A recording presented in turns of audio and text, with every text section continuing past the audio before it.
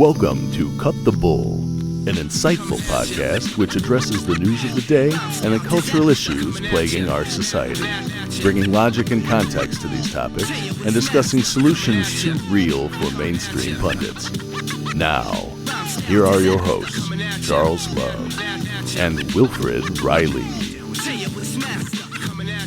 Hello and welcome to Cut the Bull. I am Charles Love, alongside my co-host Wilfred Riley.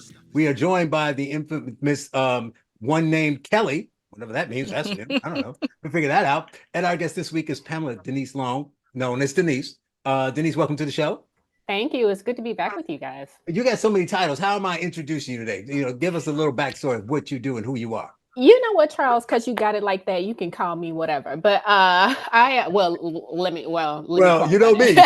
Within reason. Within reason. Thank you, Professor. Writer, shit starter, sayer of things, questioner of things, doer of things, thinking about the political stuff and really the poetry that makes this nation, I think, something that everyone wants to take part in. And so, yeah, that's enough of that. Okay, we at the back end, we may get back to how we first met and how this has evolved. I mean, things have changed on both parties from then. It's only been like 2 years. It seems like 20. But but you'd been on before.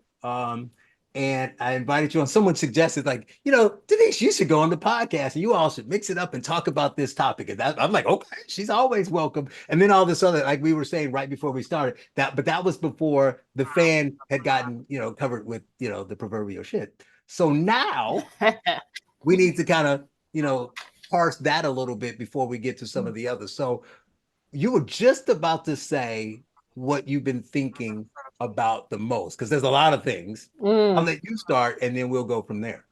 Yeah, the conversation before the conversation, right? So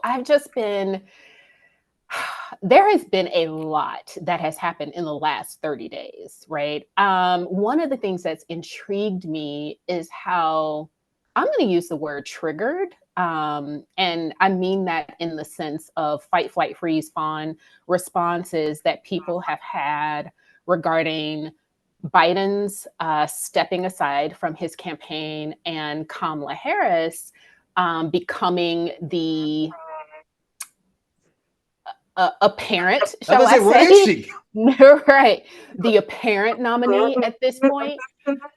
I'm not sure if my audio is messy for y'all, but I hear a little bit of an echo. There was a little bit of the background, but it sounds fine to me.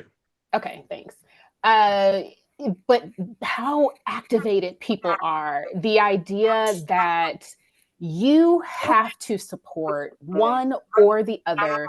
There is no critique. There's no room for question. There's no room for the free speech, debate, policy, nuance, interrogation of all the things that we should be having in American politics. So it's been intriguing to me as a person who has written for Newsweek, and a lot of what I've written has been calling the Republican Party back to being the Republican Party, right? And criticizing Biden, but also the left, the far left, but also championing when they get it right. Sometimes they get it right. Sometimes the right gets it very wrong, which they're doing a lot of lately. But so anyway, what's fascinated me is the triggering and how people are losing any sense of balance between the apparent gods that they're elevating on both sides of the aisle. Am I the only person seeing that? Oh, I got some. I'm going to go to the two of them, but I got the perfect segue for that. So I got a lot going on, and I'm usually a little light on the news on the weekend anyway, but I have not turned the TV on since Friday, since before Biden, sent out the letter. I haven't seen any news. I very rarely was on Twitter, right? Yet you talk about how people have lost it and they got into this weird space. I've been inundated. So I found out because someone texted me the letter. I didn't read it. I was busy at the time. I'm like, I'm not reading this whole letter. Then the news alert came up that he said, right. I was like, okay. And then I go and I look and I see Will's tweet saying that, wow, this really happened or whatever, right? And so nothing else after that. So that was Saturday, right? That was Saturday. So we go And Monday comes around, regular week. I've been complete blackout, seeing some comments, getting some texts, people sending stuff, but I'm not watching news. Which one was first? I don't know which one. I might be out of order, but I go to the post office to get some passport renewed. And the guy, it's usually a lot of minorities in the past, but a lot of black women in the post office. In New York, there's also a lot of Asians. So the guy who I had to see is a 60 some odd Asian guy. He comes over, hey, what you want to do? You want to get the passport? They say, guys, whoa, history. I'm like, excuse me? He's like, yeah, it's historic time. I'm like, what are you talking about? He said, a black man gets a passport. No, he said, that's what I thought. No, he said, we had the Queen, we had Angela Merkel, now Harris. I'm looking at my wife. What is he doing? And I'm like, oh, okay. And then he says, you got to go vote. So I just said to him, a little early, right? I mean, I know they got early voting, but this is really early voting, right? He said, yeah. So then I do my stuff in the lead. My wife said that after I left, there were a couple employees talking politics. He said, you talking politics over there? They're like, yeah. He said, I donated $50 to Harris. You need to do the same thing.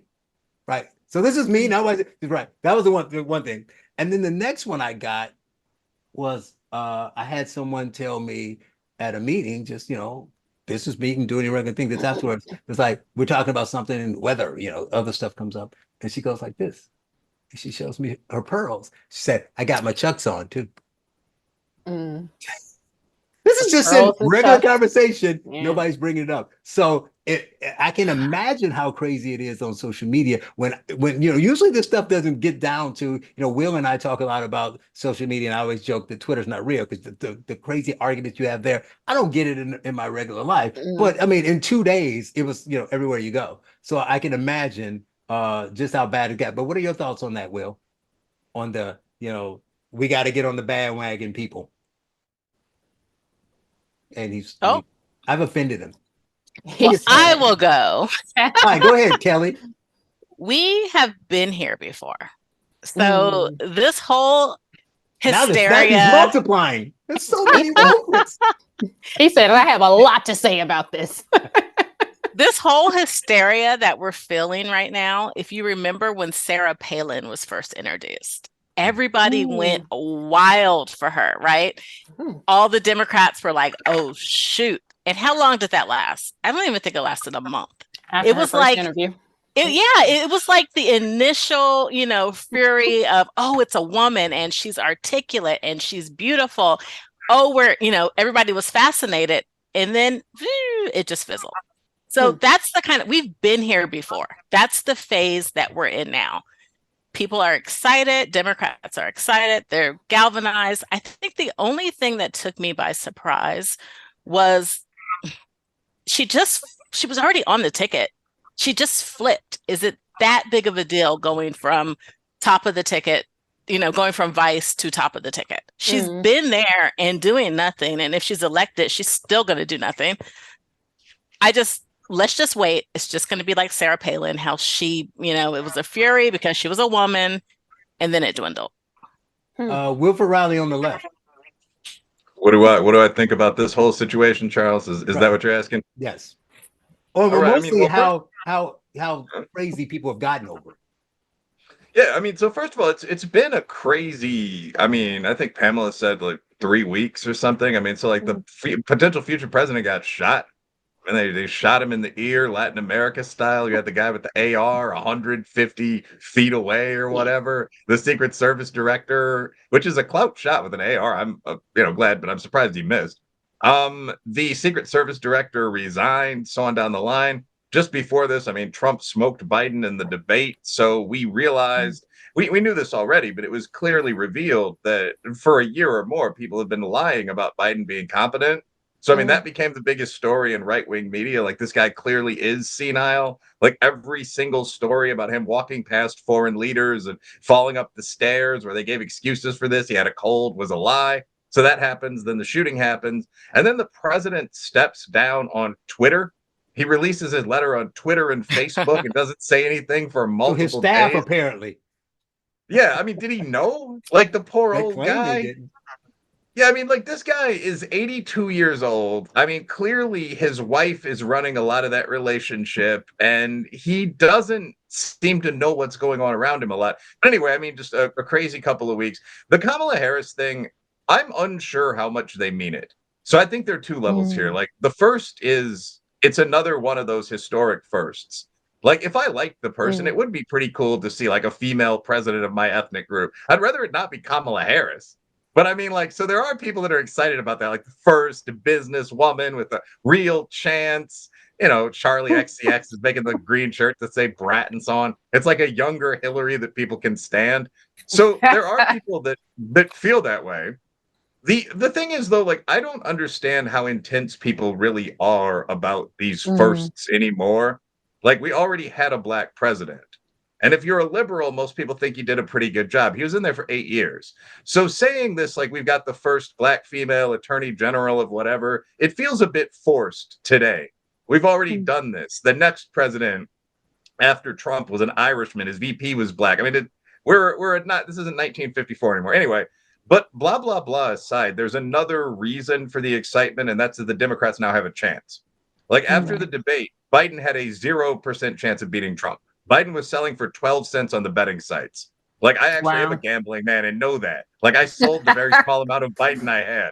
You know, but I mean, so Harris comes in. Harris is not anything shocking, incredible, but she's a perfectly competent former senator who's alive. Breathing. So I think that the Democrats now think they have a chance, and that's why they have to drum up the excitement. Like her whole thing has to be black girl magic because she doesn't have a lot of accomplishments as Viper. So that there's a twofold push there. Before we get into them, I want to ask real briefly, and you can obviously comment, but to Will's point about, and you as well, about the last 30 days. And the stepping down and all that kind of stuff. People, I've seen all these articles and these comments of people saying, we've been there before. It's shocking, but it's not unprecedented. Well, that's true. But what is unusual here, part of it is the wild cycle of the news, 24-hour news, internet, all that kind of stuff. But I don't think we've ever seen these. If ever we had some, it was one, maybe two at the max. But this many dramatic swings that we've had. So at one point, all of the news was that Trump was going to jail. All these court cases, Trump. They never even mentioned Biden. It was just Trump in trial, Trump. Remember when? It seemed like 3 years ago, but do you remember when all the Vivek and all the other Republicans would go outside the courtroom and stand outside and supporting their blue suits and their red tie? Then we forgot about that because it went from that to Biden's dead. What's going to happen? And then no one mentioned Trump for like 9 days. I mean, at all. Then it's like Biden. What do you about Biden? Then it's the shooting. Then okay, now that's the time. So it's like you never see this many like massively dramatic shifts in the election all in 1 year, and this all happened like every week. It was different. So I'm thinking it may be another one. But wouldn't you also say you can say what you were going to say about what Will said, Denise? But isn't it also that part is unprecedented? Like you never had like, I mean, you could talk about Rockefeller stepping down. You could have, somebody swapping out a VP here or there, but not like 3 major shifts in like 18 days. I mean, it's really a soap opera in so many ways. And the rhetoric from both sides really amplifies that sort of impression. And then if you're on social media, of course, there's so much intensity there that sort of, depending on how you live, where you live, the information that you're getting, that sort of influences it. When Will was speaking, a couple things came to mind for me. Reagan and where he was at the end of his term, right? Was Nancy really calling the shots in many ways, or other people calling the shots in many ways for him? And then the other thing that came to mind for me is the idea that is Kamala Harris black, right? Because that's also a big part. We're going there already of the conversation. I didn't know like 8 minutes in, we'd be going to whether she's black. Let's get it. But no, so that is part of it. Tell me more about why you say she's not black. Has she ever been sworn in to any of her office positions as a black woman, or has she been sworn in as an Asian? As the first Indian. She was the first Indian. It kind of gets into what black is. I mean, like Harris is, I think, Indian Jamaican. So her dad or her mom is Indian, and her dad is Jamaican and mostly of African descent, but part Indian. Yep. So I mean, Harris would be, and that could be off, but Harris is like 50 to 75% Asian.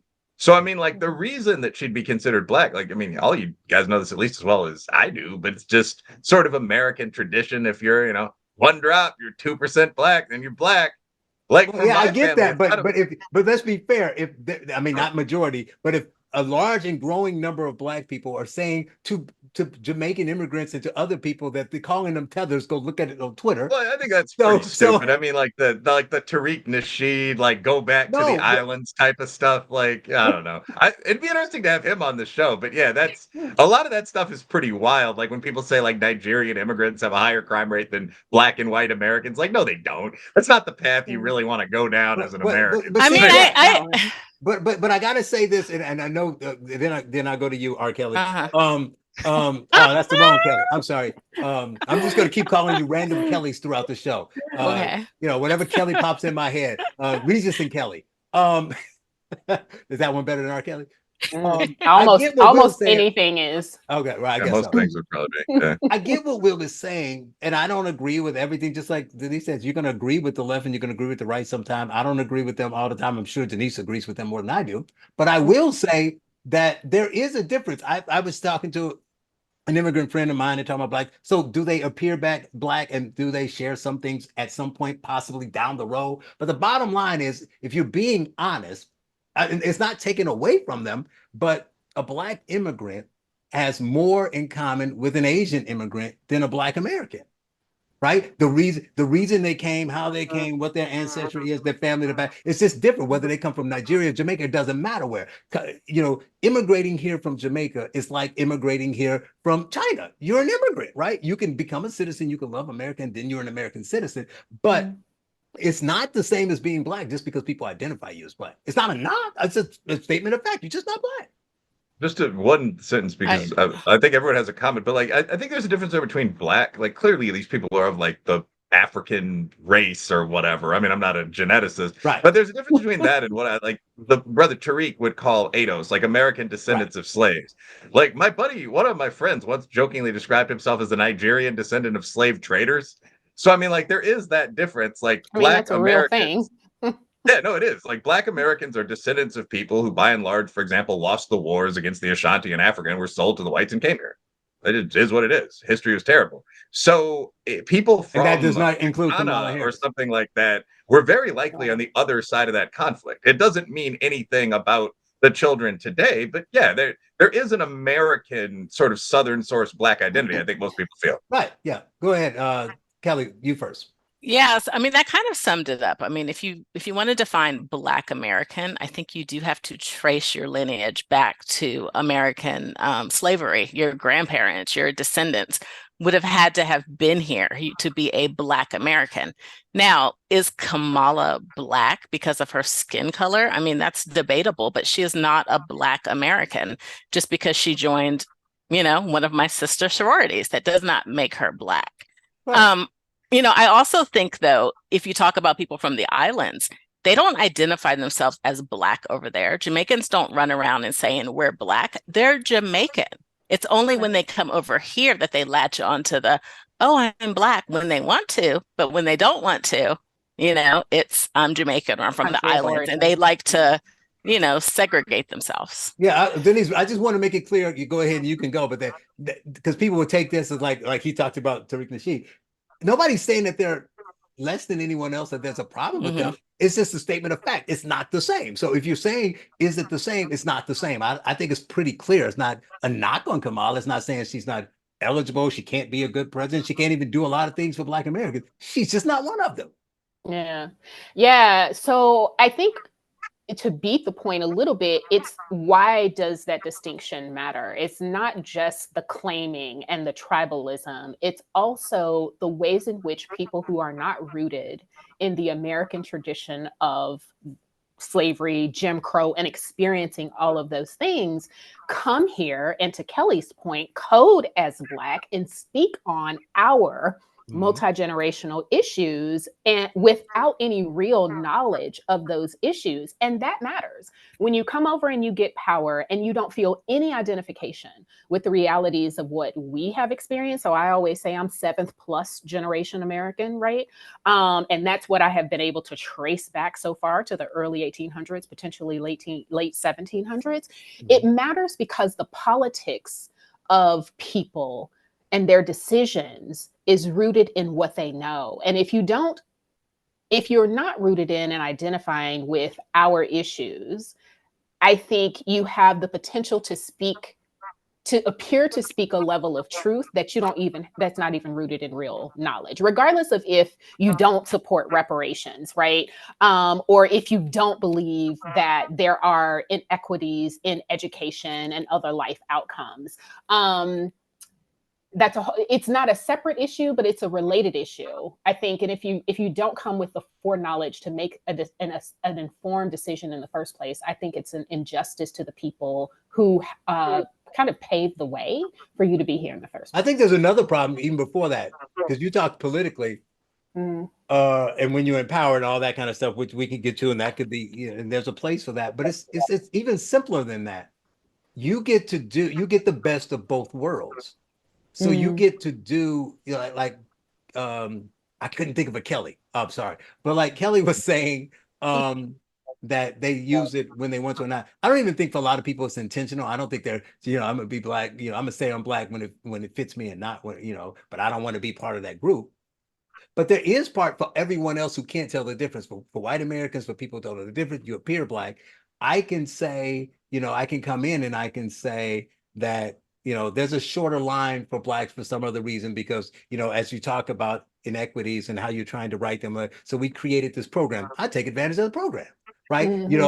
Even Skip Gates and others wrote over a decade ago about how the majority of the blacks in the HBCUs are either children of the wealthy people. So they were elites that happened to have brown skin, or they were immigrants. Right. So I think it was Dartmouth was the campus where the black students, the American black students started to protest because they're like, this is not fair. Right. We're like 3% of the blacks here. But then those organizations, whether it's colleges or businesses or anything, get to pat themselves on their back and say, look at how many people we hire. So they get that kind of advantage. But at the same time, culturally, it's not the same. Right. So we're talking Jamaican, but they may not necessarily be from Jamaica. If you're from Ghana, if you're from Nigeria or something, that's a vastly different culture that you're coming from if you're first generation or second generation than someone who's American, right? So you have that. That's what I'm saying. You have that kind of, go to America for the purposes of it's similar to every other immigrant, whether they come from Eastern Europe or if they're coming from wherever else. But at the same time, people can identify with. So if you wanted to blend in, you can. Yeah. Well, and then the question becomes, so let's look at Kamala, for example. So she grew up mostly in Canada, right? And then, of course, she had the Howard experience, the AKA experience, and the things, right? And then she also spent a good portion of her time, from her own lips, she says she spent a good amount of her upbringing in India, traveling internationally. She lived a very not Black American experience, right? And so given her immigrant background and her international background and her leftist political leanings, to what extent is she willing to see the truth and speak the truth of what we just talked about? The reality is that there is a difference, right? And while we, the people on this call, have, been able to, pull it together and network and all the things, there's a sizable enough portion of even my extended family that still lives next to the fields where they, what I'm saying, were sharecropping and all the things, who are still fighting to get their land back that was stolen. I know, because my grandmother spent many, many years in the middle of a field that used to be ours that some white people now own, right? And so if I think it behooves people who aren't of the Black background, and certainly Black Americans, to really understand that truth and be able to speak to it, I think they're duty bound. I think integrity requires that they be able to acknowledge that truth. And I wonder if many immigrants are able to do that, or people of immigrant descent, right? So she's what, first generation American? Because she was born here, if they're able to do that in a way that doesn't feel conflicting to them. I don't know.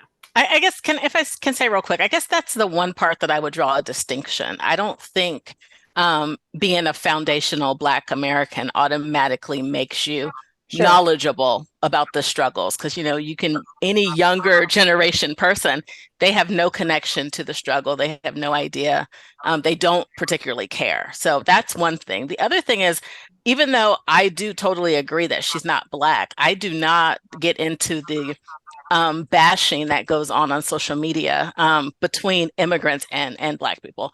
I mean, I think that it's just asinine to divide the two. While I think it is important to draw a distinction, I also think the argument and the pitting one against each other that goes on social media is asinine. Yeah, I don't want to bash. That's why I made it before. I said I'm not bashing. I'm just saying that we need to admit that there's a difference. But I'm gonna let Will get in here.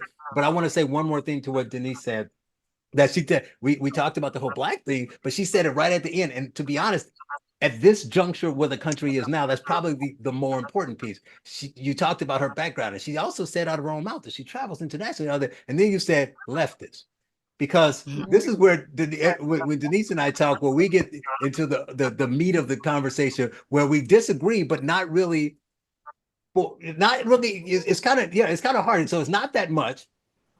It's not, but it's also not about disagreeing on the facts that are the case. We agree on the facts of how bad politicians do whatever. We just kind of disagree on, is it worth doing A versus B, and what and what would be the best course of action, right? Where she would say, well, you need to do these things anyway, so let's do them, because and I agree, you may be ready to do those things and have a kind of a pipeline and a system in place to implement when you get the favorable conditions. But I just believe as long as the left has the control and people are buying this crazy nonsense, the immigration agenda, the crime, and all this other kind of stuff, that you can never get what we can debate whether we need to have a Black agenda at the forefront of the American agenda. Like it should be a major part of the American piece of whatever president is in.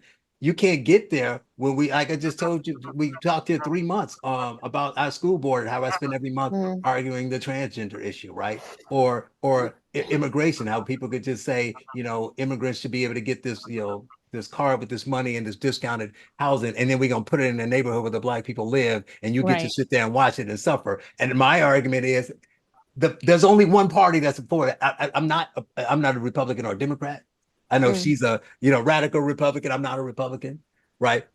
Kelly beats me up every month all the time about that. But the point is, the bottom line is, it's just truth. I like to speak facts. Anybody can fact check me and tell me I'm wrong. There's only one. There's two-party system. I know there's other people running two parties. Only one of them is advocating, some vocally, some wink and a nod, to open the borders. Only one of them is telling you that your kid can change gender, and if you don't like it, we'll do it behind closed doors. There's only one doing that. And as long as that is openly part of their campaign, I don't know how you get the rest. And that's my problem. Yeah. And when I called her a leftist, what I meant is part of a strong through line with the left is that all people should be treated the same and have the same access to America and all the things, right? So men who feel like they're women should be able to access women's spaces and just do all the things that women do. People who come to the country illegally shouldn't be penalized in any way. They should have even better access. Yeah, I'm just gonna say, I would argue, because I don't think it's equal. It's more. They move to the front of the line. Right. So they should have the same access as we do, but the government is willing to subsidize them actually getting delivery on the thing, right? So we have the potential for access. So yes, absolutely. And that's the problem, is that there aren't any apparent distinctions made between, I'm going to call it constituencies, people groups, whatever, on the left. And I think that's just inherently, the way they implement it is problematic. But I hate to take away the time from Kelly and Will. I promise this is the last thing. But we haven't talked about this in a while. But have you changed? I mean, I know you're not going to change on what you believe, because that's what you believe and what you want. But have you? What are your thoughts on the fact that? And I know it's kind of a binary choice at this point. Either you don't vote or you vote for one of the two. But and you got to let them all make their case. But they're open. I think I just saw Kamala today, somebody posted something about her talking about her candidacy with RuPaul and drag queens. Like, why is that the first place you want to go? So, I mean, they're right in your face telling you this is what's important. So I don't think, and it's not a push for Republicans. I'm just saying, I don't do you see a way that you can get what you say Black America needs through a Kamala Harris presidency?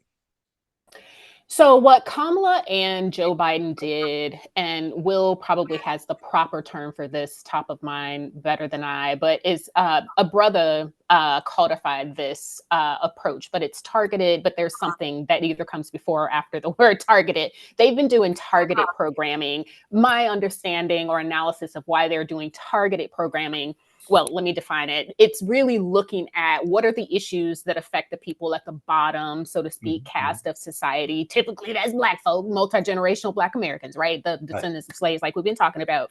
And then they provide programs that address some level of strata around those people so they can capture as many of those affected people as possible. My analysis is that they've done that to appear equitable, right?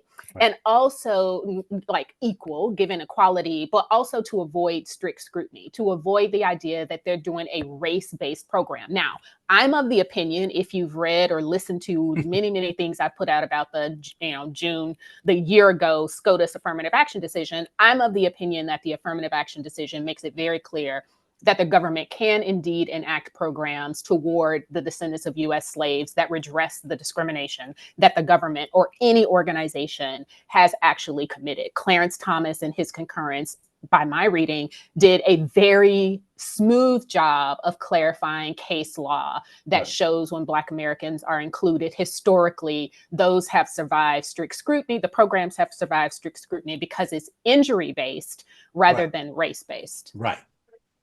So they don't have to do that targeted stuff no more. And now, it wouldn't include everyone else. Like my argument was when we first met was always like, we would have been in a better situation if they would have done that instead of writing a law that said it included everybody but didn't include everybody. Make the law equal, but then do, like you said, from an injury standpoint, make targeted stuff specific to those people who suffered from X, and you solve that problem. And why can't you do both? A lot of this gets into something that you guys were talking about quite a while ago, actually. I mean, so affirmative action programs in the United States, I actually think that this is pretty much correct. There's a really simple argument that these should be targeted at either Black or Native people, or Black and Native people, or poor people. Like, this would also benefit Appalachians where I live and so on. But like, if you can demonstrate, many of whom were the next thing to slaves for the coal mining concerns and all that. But if you can demonstrate past abuse or lower income or something like that, you are contained within the boundaries of this program.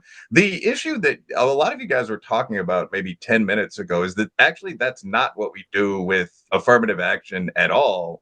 So there is this weird situation where people, and by the way, I think this indicates that there's very little contemporary upper middle class racism of the kind modern leftists scream and cry about.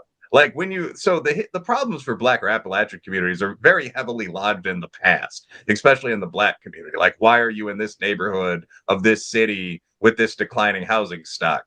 But because of the way our law is structured right now, like if you come here as the son of a Nigerian chief, you do qualify as Black. And so you go in the pool of people that benefit from diversity forward hiring. And the issue with that, I have a lot of respect for Black immigrants, actually, who are among the most successful groups in the country. Like a lot of white Americans, a lot of Black Americans can learn a lot from these guys about going to school, study, this type of stuff. But I mean, the issue with that, though, you are going to get in trouble for that. Your inbox is about to blow up. Well, I mean, this is something you sound like John Ogbu a little bit here. I know, and like John Ogbu. Ogbu, for those that don't know, and I'm pretty sure most fans of this program know, but is a Black social scientist who went into a school, Shaker Heights in Cleveland, that's an upper middle class school where, first of all, none of the kids were doing all that amazing, where the Black kids were doing even worse than the white kids. And the question is, why are these rich kids, especially the Black kids, scoring so poorly? And his answer, which is incredibly unpopular, is they don't study. So he describes kind of shopping mall culture. He describes especially Black attitudes toward acting white. He describes guys in general chasing girls in high school. And he says, my perspective as an immigrant actually would be that if people did the 3 hours of study a day that my father insisted on, or the Asian families insist on, they'd do better in school. And this is for some reason considered a controversial perspective. But the one thing about Black immigrants, though, because Black immigrants do better than whites on average, like the incomes by group are all over on Wikipedia and Britannica, test scores are becoming available. When you have that group competing with people from, say, Watts, they're usually going to win. So, of the three most prominent Black leaders in the USA so far, like Barack Obama is the son of a white woman and a Kenyan lord. He just is.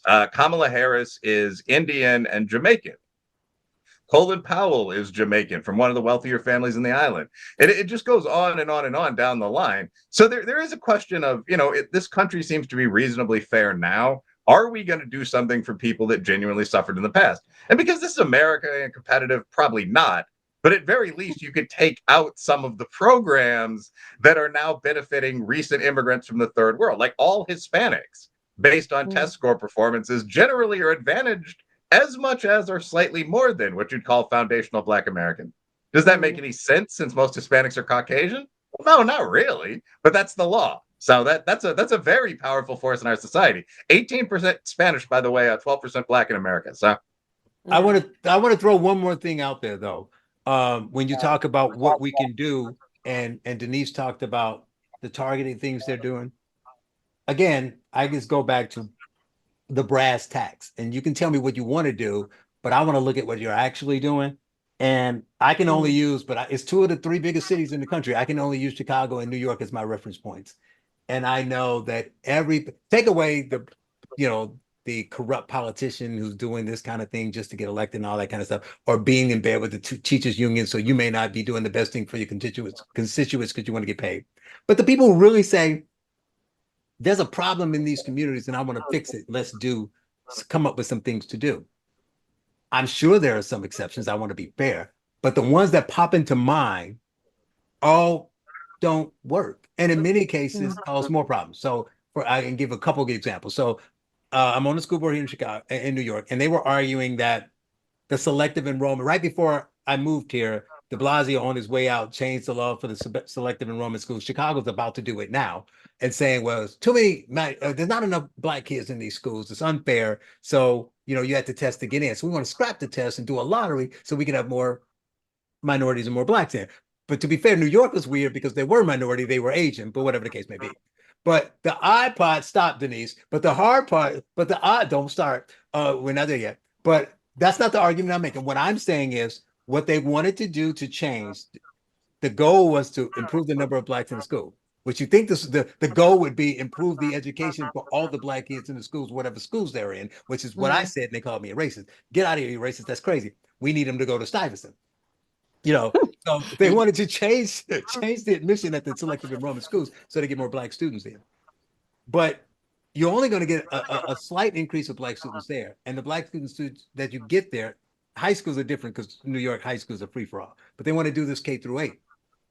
Well, now Will talked about study time, but now you have less time to study because you bus. It's like Boston and stuff. You're not busing because it's the subway, but you got kids coming all the way from the Bronx to go to Manhattan because you want them to go to this particular school, right? And so my thing is, why don't you pour the resources in the school in their neighborhood so they can? Why shouldn't they be able to walk to a quality school 3 blocks just like you can in Midtown Manhattan? That was the question I asked, right? And they didn't want to do that. So it's the same thing they say about crime, right? So do you want to hold police accountable? Yes. Do you want to fire the bad ones? Also, yes. But I also want murderers in jail. And most of the people in my community do, right? Where I grew up in Gary, Indiana. But if you talk to the politicians, they'll just say, no, revolving door, just let people out. Right. So every time we get New York does a pretty good job of catching people because of all the cameras. So every time there's a violent crime, they catch the person. He had been arrested 3 times this year already, 10 times in the last 18 months, half of those violent. Well, why isn't he in jail?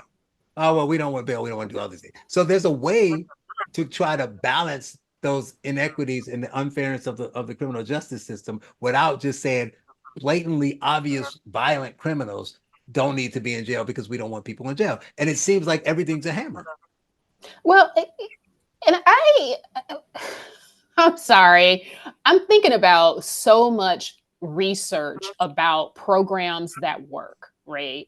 And I cannot for the life of me understand and justify why things like that actually happen. Why do we put people in jails and not actually habilitate them or rehabilitate them? Why do we put people in jails and sequester them and put them in very toxic, trauma-driven environments, right? If you didn't go in with a problem, you probably gonna come out with several, right? Including health problems, depending on, what's going on.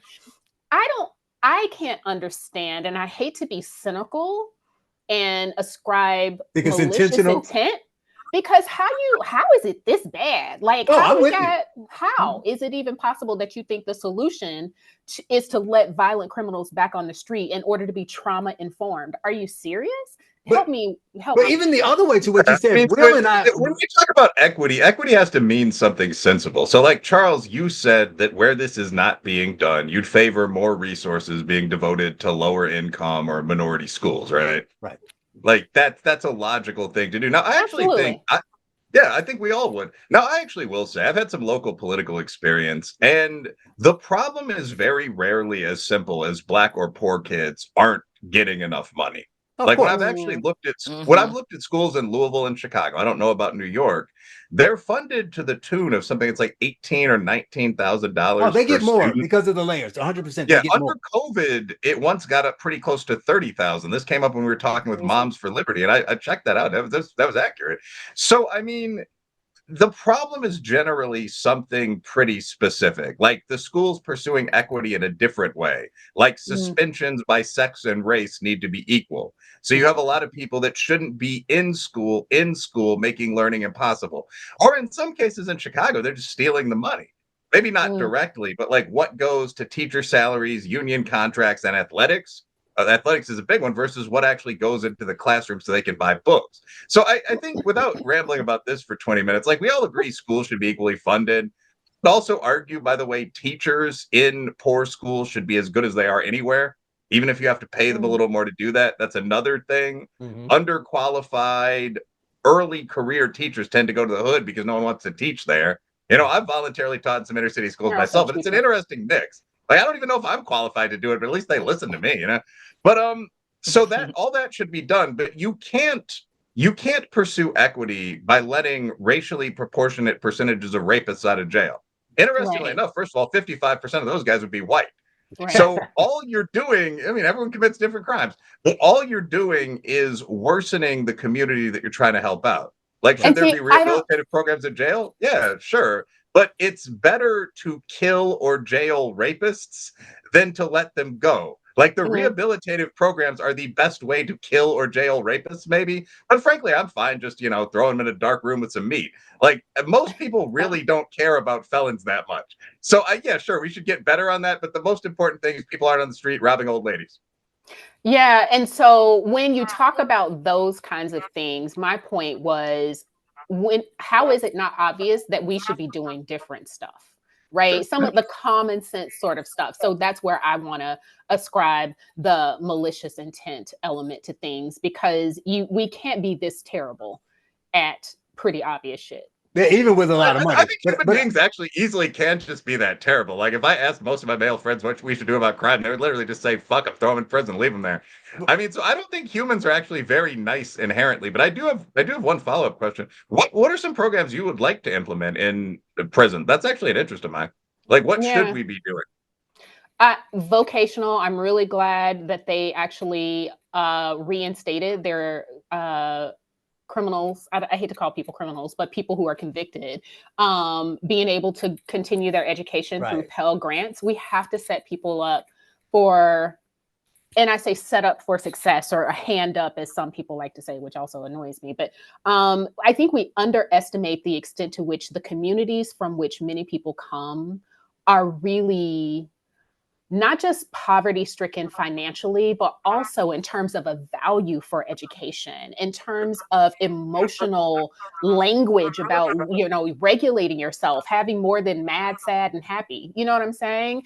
Um, and and to your point about the education element, I think we underestimate the importance of literacy and how many people's parents, caregivers, whatever, aren't sitting and reading to them and giving them and opening up their world. You know, I grew up in poverty, you know, 4-room shack, 10 roof shack, literally no running water, nor indoor plumbing, never owned a car, yada, yada, yada. But my gateway to a bigger world was the encyclopedias that the rich people down the street donated and the dictionaries that I read continually, right? And so I'd love to see vocation. I'd love to see more of the literacy element. I'd love to see more wraparound services that follow people from their contact with the justice system through to reentry. I'd love to see trauma-informed practices that are actually related to how to help people develop the capacity to regulate their emotions. What we find is that 80 to 90% of men and women, respectively, who are incarcerated have at least 4 adverse childhood experiences, including sexual abuse. Helping people deal with that is trauma-informed practices to me, not releasing them onto the street because they had a hard time. Helping them label and understand and regulate their emotions. A lot of men in prison are like, man, if I could take back that 5 seconds, right, where I became hot-headed, dysregulated, and I fucked up my life, and now I'm here. Teaching that kind of stuff to me, off the top of my head. So Yeah, I'm in Arizona. as a very quick response, I actually don't disagree with any of that. Like when I've worked with working class and poor men, like one of the things that I've noticed, and it's beyond like racism or something like that, or like people don't know how to study. It's like there aren't skills there. So like the whole idea, and someone has to teach those things. And like just growing up as a kid, I didn't know how to do a lot of basic stuff. I didn't have like a brutal hood life. I had a great mom, but it's like you have to learn how to apply for a job, wear a necktie, like do everything. And both in the hood and in Appalachia, I've been amazed by how many people don't know that. That'll do things like put Mountain Dew in a baby bottle and give it to a kid. Someone has to teach you not to do that. So, like, just one thing, like the idea that fast food is cheap. No, it's not. Like a number one at McDonald's costs $9, but it's the cheapest thing you can buy that someone prepares you for you. And whenever I've talked to especially young men and asked, why are you eating that garbage? Aren't you going out for the varsity this year? Well, I don't know how to cook. And it's 100% always that response. So you have to teach those skills. How do you avoid fights? A lot of guys don't learn this until their mid-20s, by the way. But, indicate you have strength. Don't be a coward, but then leave the scene. Someone has to teach you that. How do you make food? How do you make rice? You need twice as much water as rice. All of that. So, yeah, I'd love to see that taught in the prisons. But the most important thing, I think, if you have a rapist is keeping him in prison. Even if he's miserable in prison. I mean, he's not out there committing, 11 more rapes a year or whatever. Right. Yeah. No, rape and sexual assault and all the things, a different deal. So real quick, there's real crime versus fake crime, but that's another conversation. I know. I'm in Arizona, and I just got finished interviewing all the sheriffs that are running. And if you guys know Arizona, Joe Arpaio, he is famous for the tent city. So a lot of it is Joe Arpaio he knew how to get publicity, how to sell, how to fundraise. But what they were saying was it was actually a good program. There were good elements to it because what it was is they were segregated. They went and worked during the day, right? So these are people that mostly got like DUIs because Arizona is very strict on DUIs. They went and worked during the day, and then they came back and slept at the tent city at night, and they were free to roam around. So actually, I think matching what the offender's crime is to the level of jail or prison that they are then incarcerated in is important, because you don't want to throw somebody, obviously, that, had a DUI into, maximum security, prison, because then again, or Rikers. Or Rikers, hey, right? why they always giving Rikers a bad rap? So they are. Yeah, you might die in your problem. sleep, Like, or you go might to have some county mold. jail and you get sexually assaulted or stabbed. That's Right. the real That's issue. the one thing. Pre-trial. But that's the one thing I think nobody led with. I agree with everybody's point. But when I was raising my hand, I was like, how about we simply don't allow people in prison to be, further traumatized? I mean, you got to pay your debt to society, but how do you get shanked or beat up or raped in prison? It's your job to protect people. Because they're in prison doesn't mean they should be attacked. So a lot of that, like you said, Denise, that they go in, maybe not with a skill as a criminal, but they come out with one.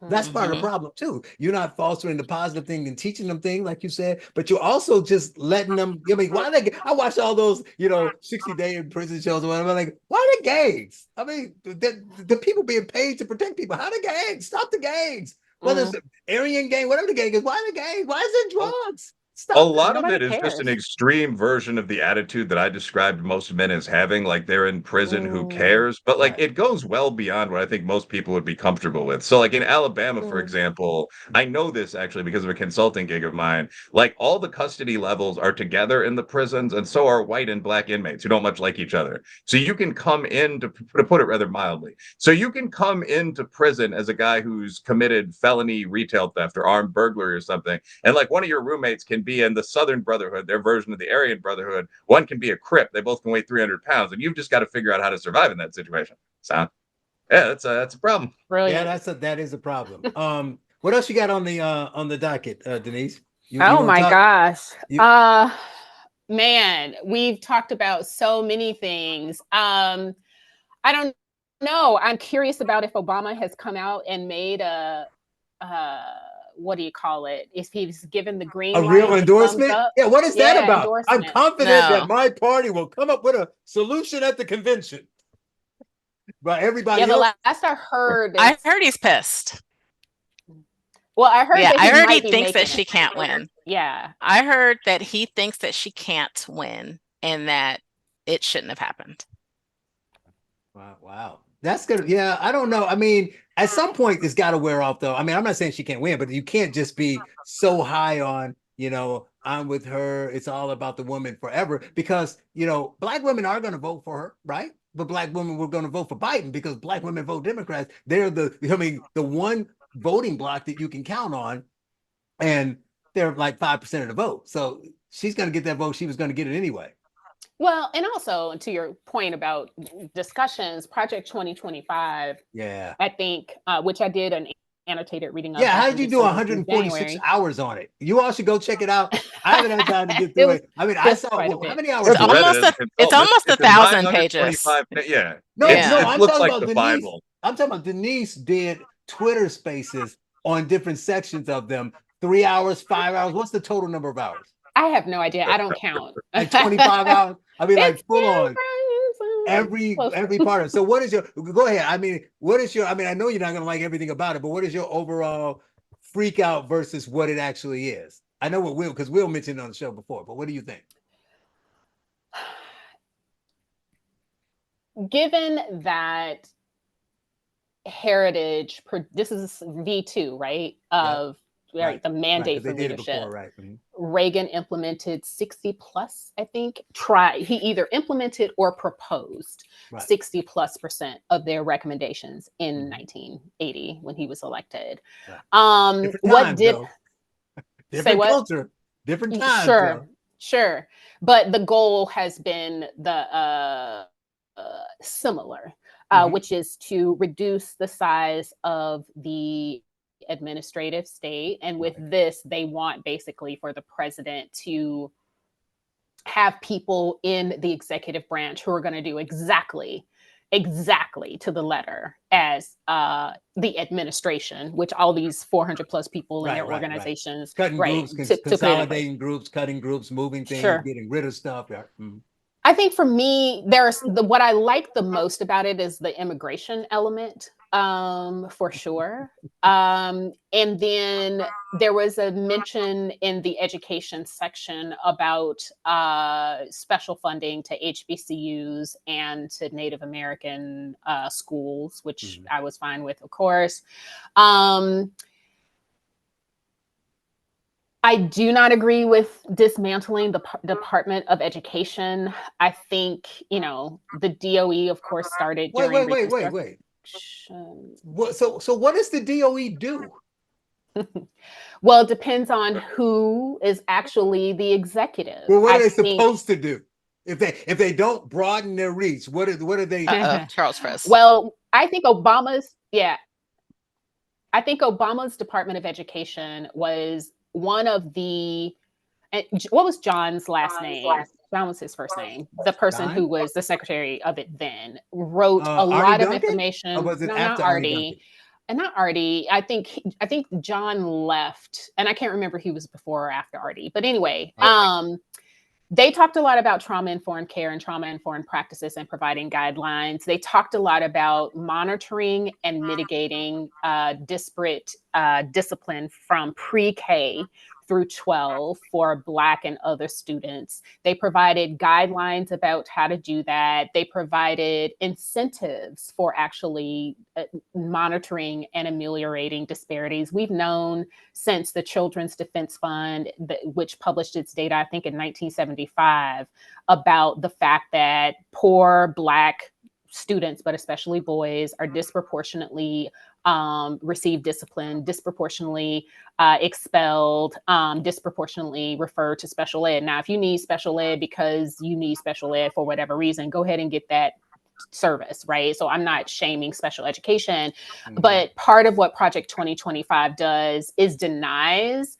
the ways in which states have not served Black Americans well across all domains of life, most domains of life, just so I can't say I don't go to the extreme of all. And it really leans more into the states' rights elements of things than I think is reasonable to expect to end up well. I don't agree with this idea that the Department of Justice should be focusing most on anti-white racism, where they question literally the extent to which Black people experience racism in the United States or any kind of inequities anywhere. I don't know. Sounds It's a little just crazy. it is crazy. There's crazy stuff throughout. I agree with the transgender thing. Here's the thing that I have been saying about that.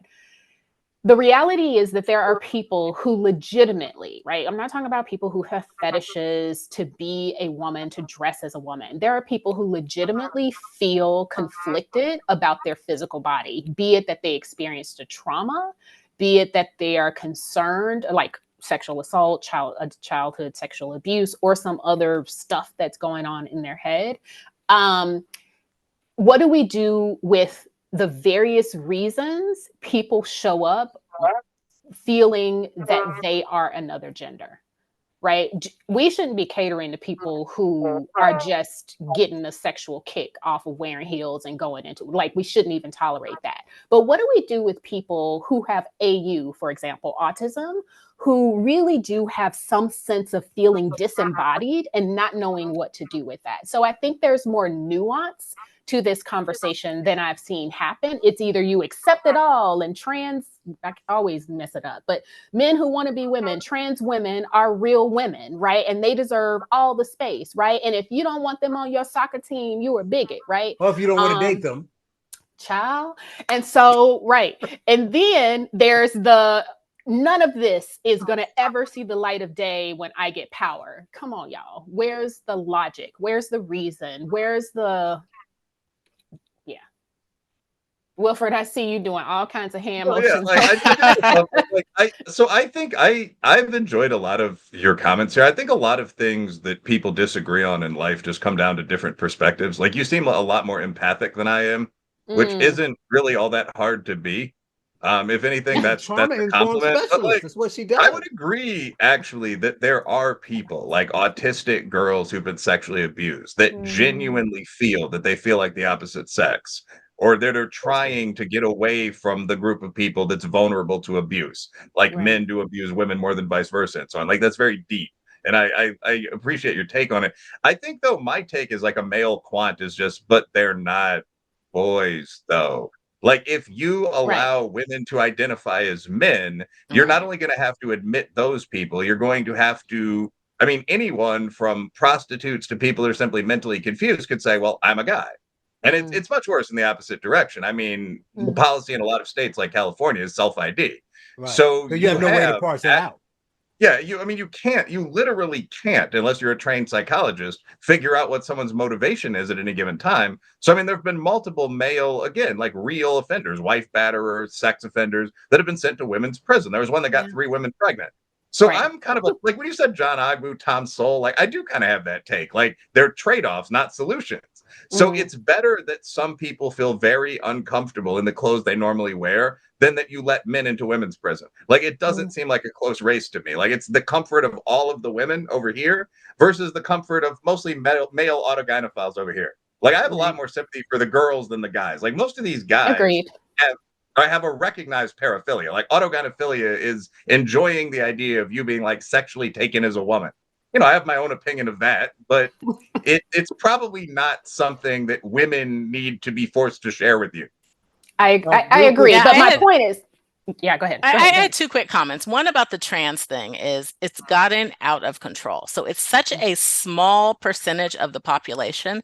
And now here we are all forced to, have pronouns and actually not misgender people for fear of getting fired or, castrated in social media.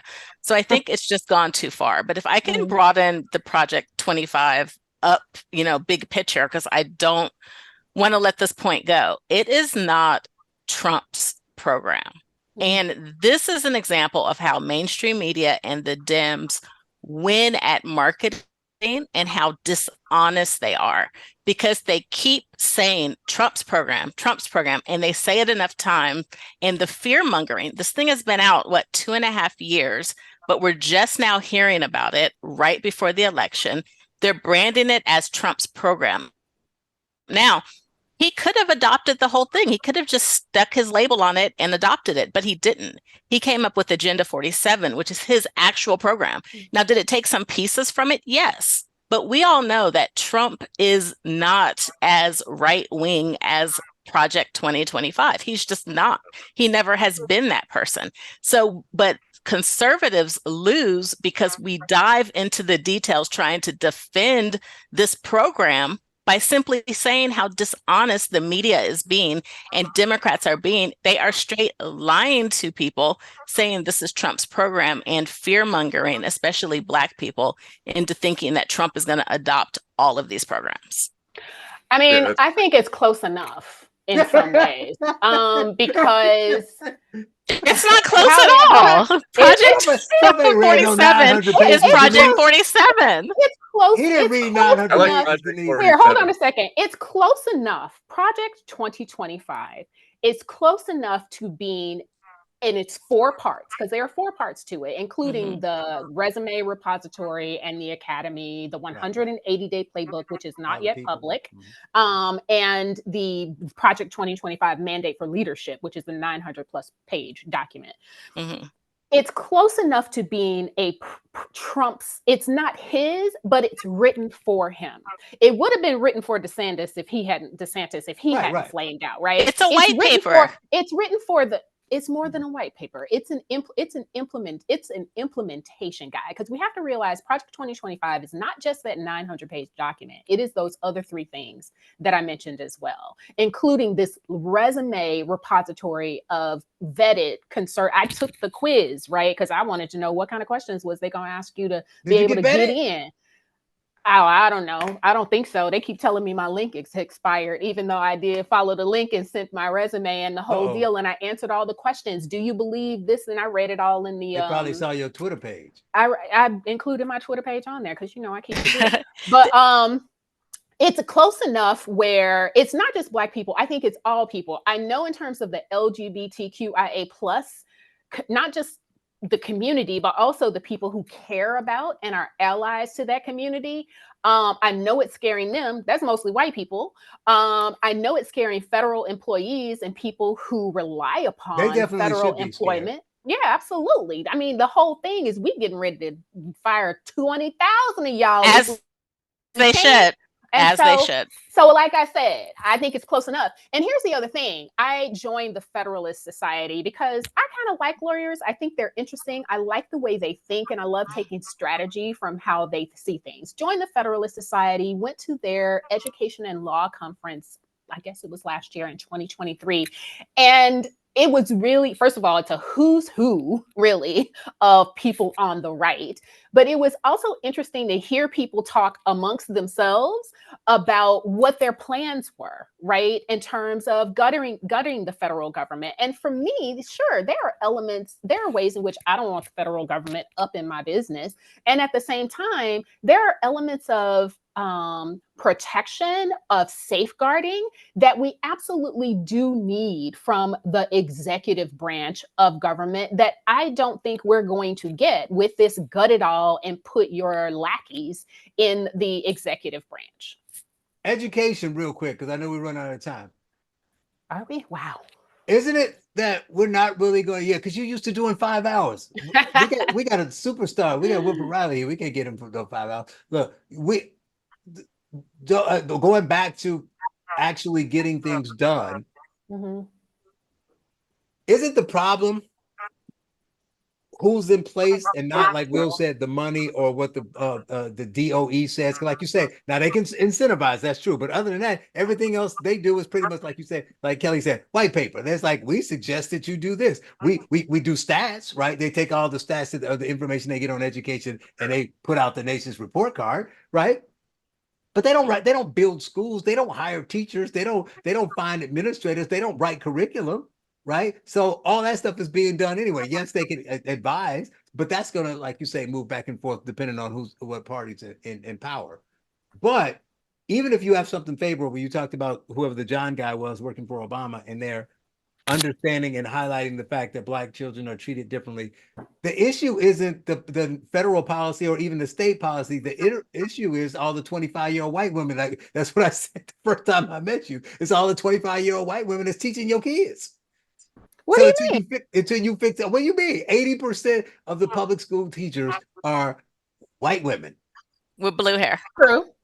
That's what I'm problem. So Only you're not 20% going to fix this blue unless hair. there's not enough male teachers and there's not enough Black teachers. So if we want to talk about it from a racist standpoint and get out of the left-right paradigm and say that, if I believe the argument that, you need people that look like you and all that stuff matters and somebody that can relate to you on a racial level, some of us agree, some people disagree with that. But even if it's true, you need the people in place and you need them in the classroom and in the administrator in the school, not in the DOE. I think you need that lens in across the spectrum. But you're not going to get them in the classroom just because you get them in the DOE. There's no effort to get them in the classroom or in the school. There is an effort to get them in the classroom, but there's so many reasons that people leave. Black teachers are running from education. Many educators are running from education. Hell, I used to be a substitute teacher, and I can see why they're running from education, right? And I was only there for a short period of time. It's really important. Like, the reason that most teachers in some of the schools that I've taught in are running from education is that they specifically refuse to do a lot of the things we've talked about in this conversation. Like, the idea is that disciplining people is racist. Right. They can't discipline. Paying your better teachers more is contra the values of the union. Can't do that. Like, it's all this stuff that comes down in many cases from the DOE. So, like, it really sucks to teach in an urban school, almost regardless of race. Students try to physically fight you sometimes. So, you have to eliminate all of that, which from a center right perspective would be pretty easy to do to get teachers back. And, well, I'm talking one final line. I think that one of the points with Project 2025 is actually something you guys have both touched on in passing, which is this idea that there are a lot of useless bureaucrats in the government that a Republican president should want to get rid of. And we can debate individual departments, but there's obviously a lot of truth there. Like, the most important part of this is that list of like 11,000 people that are mostly on the right that are competent to come in if Trump gets elected, which is something you didn't have last time. It took years to fill appointments. Yeah.